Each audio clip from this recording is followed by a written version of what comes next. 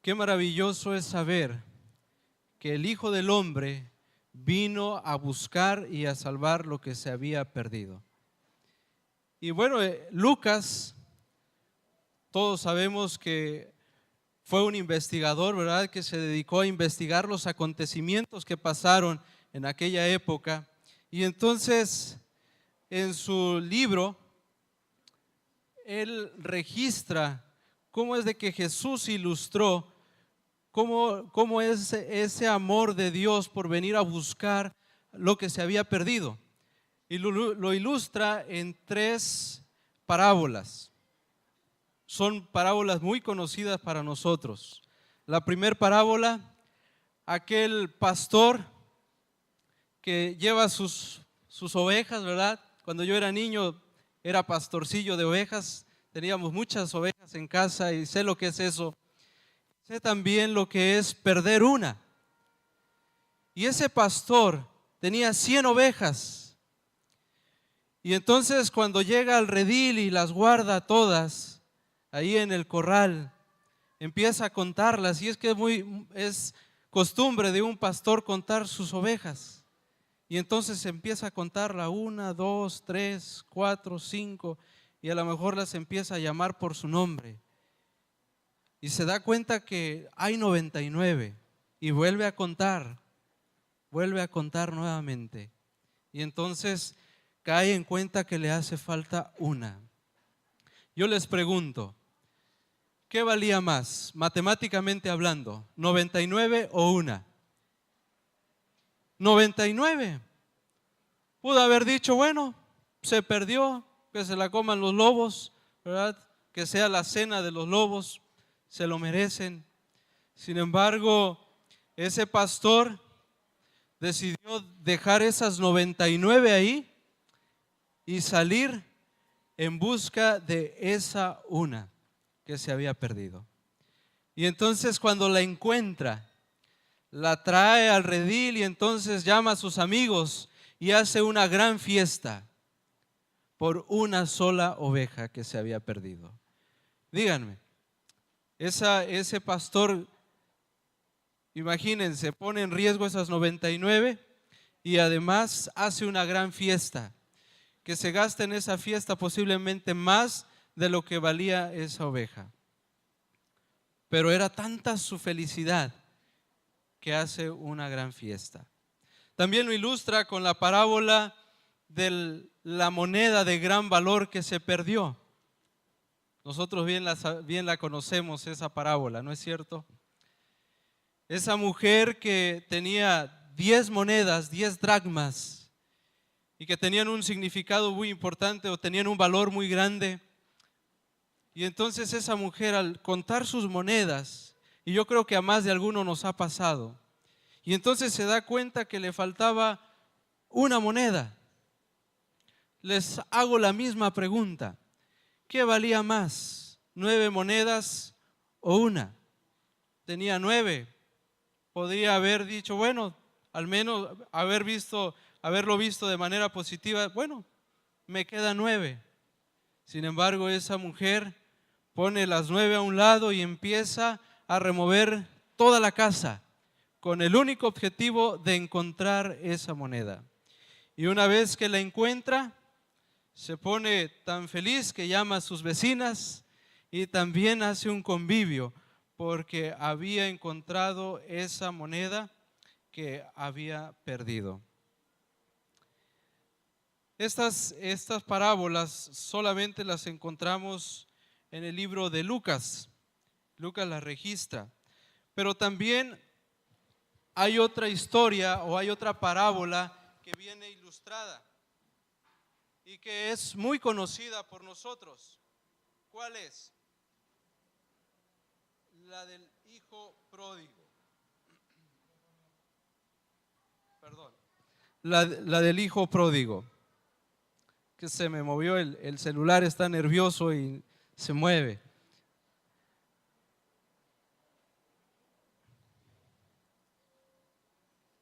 La parábola del hijo pródigo es el relato breve más hermoso sobre la naturaleza perdonadora del amor.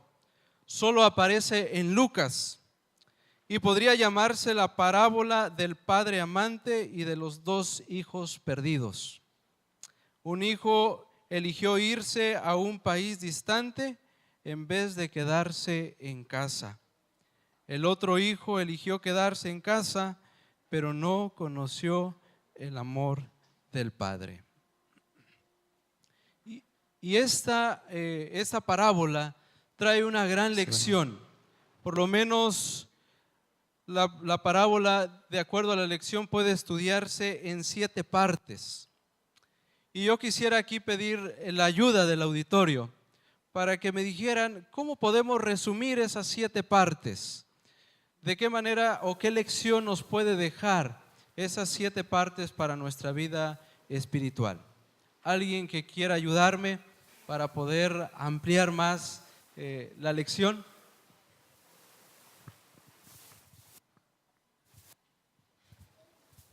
Nada más uno, no todos. ¿O lo hacemos por dedocracia?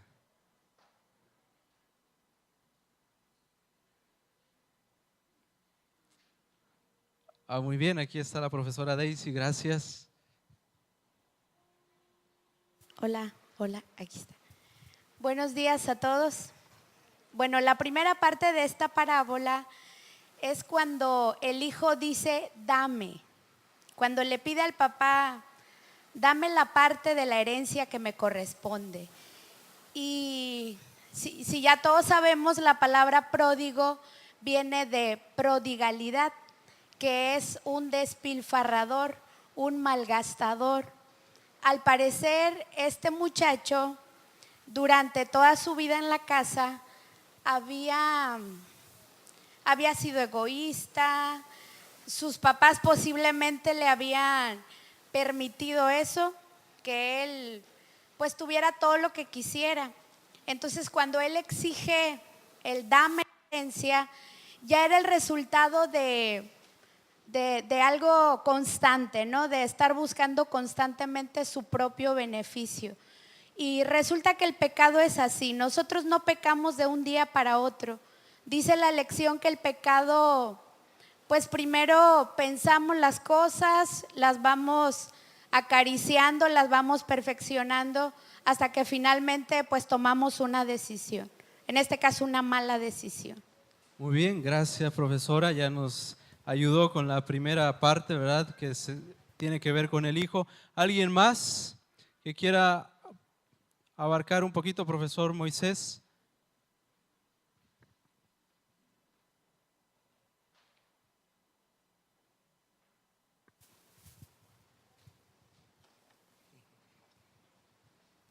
Gracias.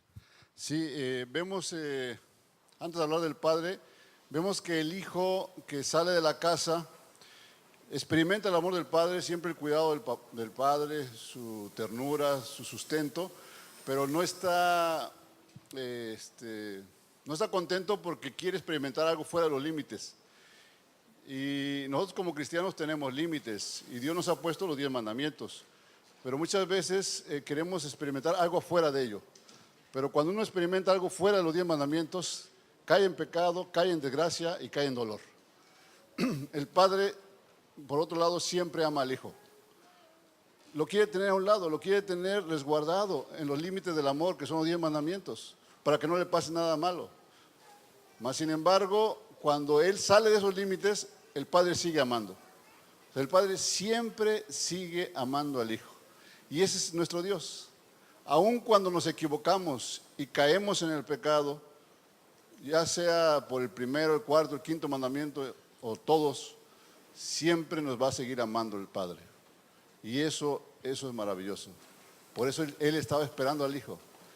Y bueno, el otro, no sé si alguien quiera comentar del hijo mayor, pero él también estaba perdido. Muy bien, gracias. ¿Alguien que nos quiera hablar acerca del hijo, del otro hijo? Porque normalmente, ¿verdad?, hablamos del padre y del hijo que se fue, pero el otro hijo también tenía un problema. ¿Cuál era ese problema?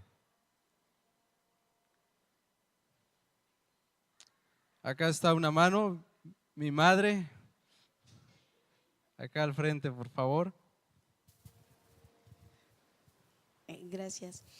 Normalmente, sí es cierto, hablamos mucho del chico que se fue, pero a mí me sorprende el muchacho que se queda, porque me imagino yo que cuando el muchacho se va y se ponía a la mesa y se sentaban, muy probablemente papá no comía porque extrañaba al hijo. Ya comería, estará bien, ¿cómo está? Y el hijo mayor nunca notó eso, porque cuando el chico regresa, cuando el muchacho regresa, el otro muchacho se enoja. Y curiosamente, si leemos la parábola, no se enoja porque se hizo la fiesta, se enoja porque se mató el becerro gordo. Es decir, el muchacho que estaba con su padre estaba por interés, por las cosas, porque el momento, finalmente el chico, el otro dijo dame, y le dan la mitad y se va. Entonces el otro dijo lo que se queda es mío, y cuando regresa el otro, por lo que se quedó y creció, ahora lo tengo que volver a dividir.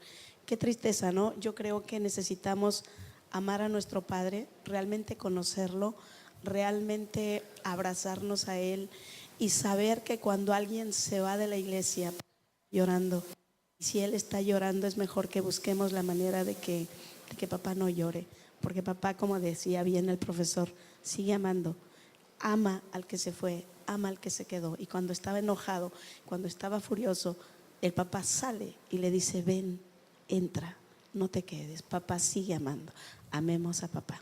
Muy bien, gracias por el tiempo. Ya no vamos a dar la oportunidad de que alguien más comente, pero gracias por las aportaciones. Realmente podemos aprender mucho de esta parábola, y el hijo no conocía el amor del padre, dice la lección.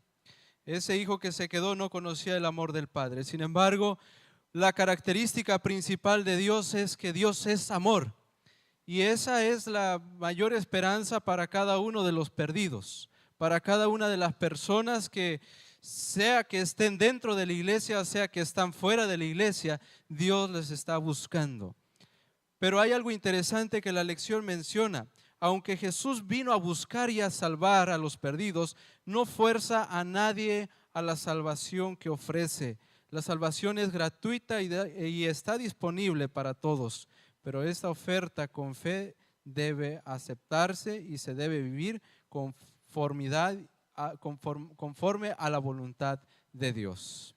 Así que ojalá, queridos hermanos, que nosotros estemos dispuestos a aceptar ese amor que el Padre tiene para con nosotros. Que Dios nos bendiga.